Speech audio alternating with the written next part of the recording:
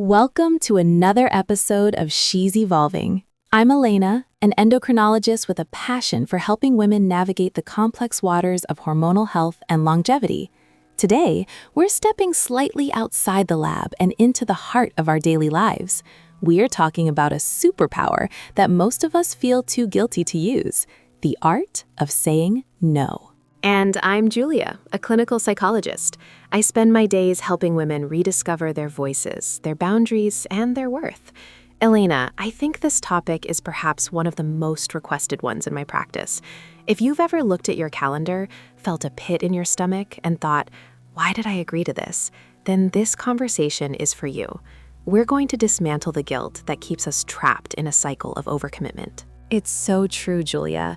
And before we dive deep, I want to invite everyone listening to take a second to subscribe to the podcast. If you find value in these honest conversations, share this episode with a friend, especially that one friend who always says yes to everyone but herself. We're here to evolve together. Let's start with a bit of a reality check. Elena, when was the last time you said yes to something when every fiber of your being was screaming no? Honestly, just last week. There was a medical committee meeting and I was already exhausted. My clinic had been packed, my levels of cortisol were probably through the roof, and when the invite came, I felt this immediate pressure. I felt that if I didn't show up, I was being unprofessional or not a team player. So I said yes, and then I spent the whole evening resentful, tired, and honestly, I wasn't even productive at the meeting.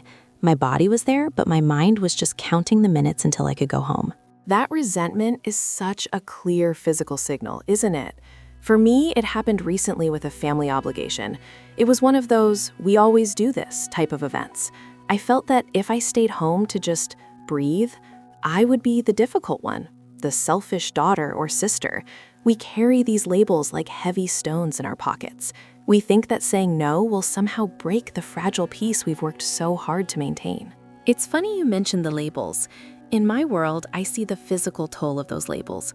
When women in their 40s and 50s come to see me, they often complain of chronic fatigue, weight gain around the middle, and insomnia. When we dig deeper, it's not just the hormones, though the drop in estrogen certainly makes us less buffered against stress. It's the fact that they are carrying the weight of everyone else's expectations. They are the sandwich generation, taking care of aging parents and growing children, and they feel they have no right to say no to anyone. That's the psychological trap, Elena. We've been socialized since we were little girls to be the helpers, the nurturers, the peacekeepers. By the time we hit 40 or 50, that programming is so deep that saying no feels like a moral failing. It's not just a social preference. It feels like we are being bad people. This is where the guilt comes from. It's a survival mechanism from a time when being excluded from the group meant literal danger. But today, it just leads to burnout. Let's talk about that biological shift for a moment, because I think it's fascinating. During our younger years, our high levels of estrogen and oxytocin actually make us more pro-social. We are biologically wired to be more accommodating, more nurturing. But as we transition into perimenopause and menopause, and those levels shift, many women describe a veil lifting. They suddenly find they have a much lower tolerance for nonsense. Have you seen that in your patients? Absolutely. I call it the menopausal clarity. It's as if the biological urge to please everyone starts to fade, and women are left with a very honest, sometimes frightening question: what about me? But because they aren't used to this feeling, they panic. They feel like they're becoming mean or cold, when in reality, they're just finally becoming themselves. They're finally noticing their own needs. It's a biological evolution that demands a psychological revolution. If our bodies are no longer providing the patience hormones in the same quantity, we have to learn the skill of setting boundaries intellectually. We can't rely on that natural buffer anymore. If we keep saying yes to everything, our adrenal glands pay the price. We see an increase in cortisol, which then disrupts our sleep and worsens every single menopausal symptom. Saying no is literally a health requirement at this stage of life. I love that perspective. It's not a luxury, it's a prescription. But how do we do it without the guilt hangover? The guilt hangover is that feeling you get right after you say no, where you replay the conversation in your head, wondering if the other person is mad at you or if you should call them back and take it back. I get that hangover every time I turn down a speaking engagement I don't have energy for. I start thinking, they'll never ask me again, or they think I'm arrogant now. Exactly. And the way to fight that is to realize that guilt is often a liar. Guilt is supposed to tell us when we've done something wrong, like hurting someone or stealing. But saying no to a request for your time isn't a crime. You aren't hurting them. You are simply choosing yourself. I always tell my patients, when you say yes to someone else when you don't want to, you are actually saying no to yourself. You are saying no to your rest, no to your peace, no to your health. That's a powerful shift. So if a friend asks me to help her move on a Saturday when I finally have a day off, and I say no, I'm not rejecting her. I'm accepting my need for rest. Precisely. And if she's a true friend, she will value your well-being as much as her own convenience. We often underestimate the people in our lives. We think they are so fragile that one no will shatter the relationship. But healthy relationships are built on the ability to hear no and respect it. Let's address some of the myths we hear all the time. One of the biggest ones is, if I start saying no, people will think I'm selfish. Julia, how do you respond to that? I think we need to reclaim the word selfish. There is a healthy selfishness that is required for survival. If you don't take care of your own battery, you have nothing to give anyone else. An empty pitcher cannot pour water. So if people call you selfish for protecting your energy, they are essentially saying they prefer you to be depleted as long as it serves them. Is that the kind of person you want to spend your life pleasing? That's a tough question to face. Another myth I hear in the clinic is, I'm the only one who can do it right. If I say no, everything will fall apart. This is huge for mothers and women in leadership positions. That's the martyr myth. We get a strange sense of significance from being indispensable, but it's a trap.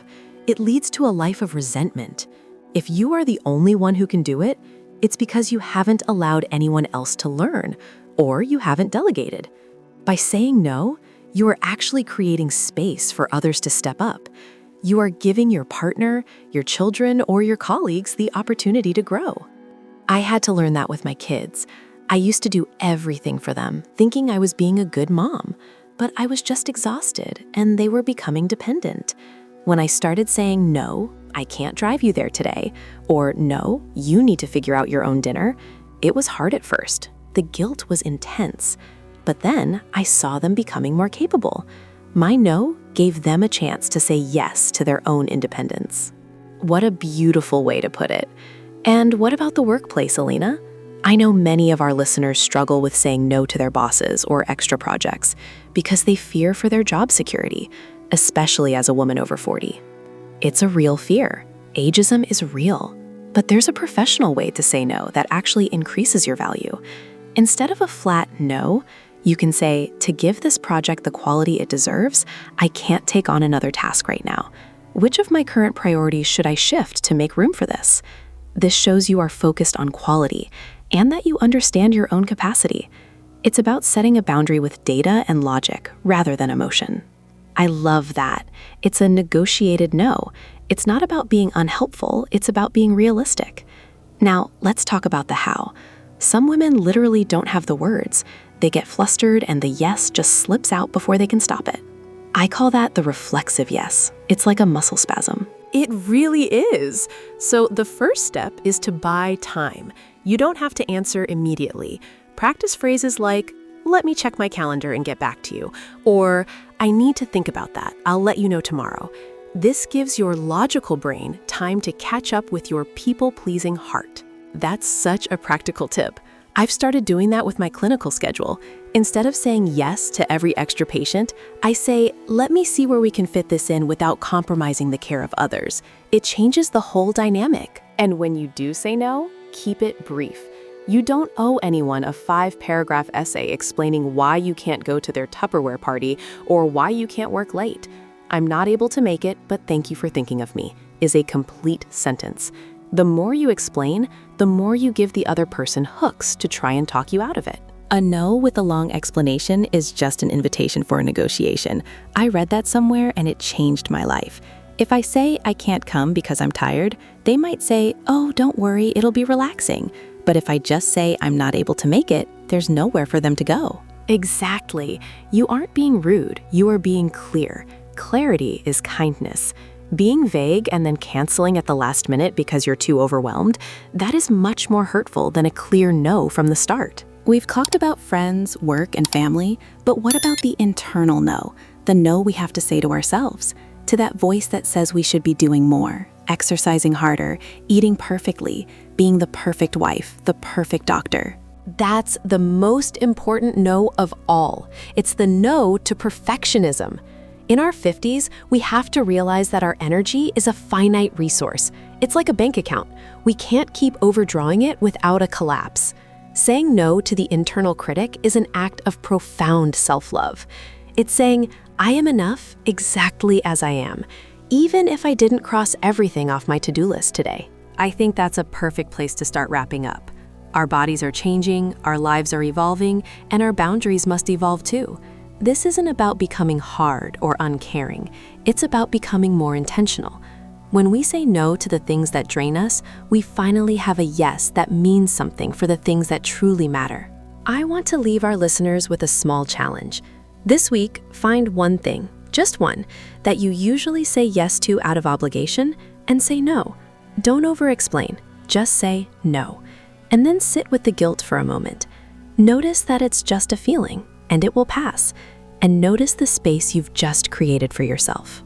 That's a beautiful challenge, Julia. Your body will thank you, your nervous system will thank you, and honestly, the people who truly love you will respect you for it. You aren't losing your niceness. You are gaining your freedom. You are evolving. Thank you for joining us today on She's Evolving. This conversation is just the beginning. If this resonated with you, please share it. Let's create a community of women who are brave enough to say no, so they can say a full, vibrant yes to their own lives. We are in this together. Every no is a step toward the woman you are becoming. Until next time, keep evolving. See you in the next episode. Take care of yourselves. End of episode. Elena, that is such a profound point. We often think of boundaries as walls we build to keep people out, but in reality, they are gates that let the right things in and keep the exhausting things out. And speaking of exhaustion, let's dive into our third segment, the myths and the frequently asked questions that keep so many of us trapped in the cycle of yes. One of the most common things I hear in my office, and I'm sure you hear this too, Elena, is the fear that saying no is inherently selfish. Women, especially in our age group, have been socialized to be the nurturers, the fixers, the glue that holds everything together. We feel that if we aren't constantly available, we are failing in our roles as mothers, daughters, wives, or professionals. You're absolutely right, Julia.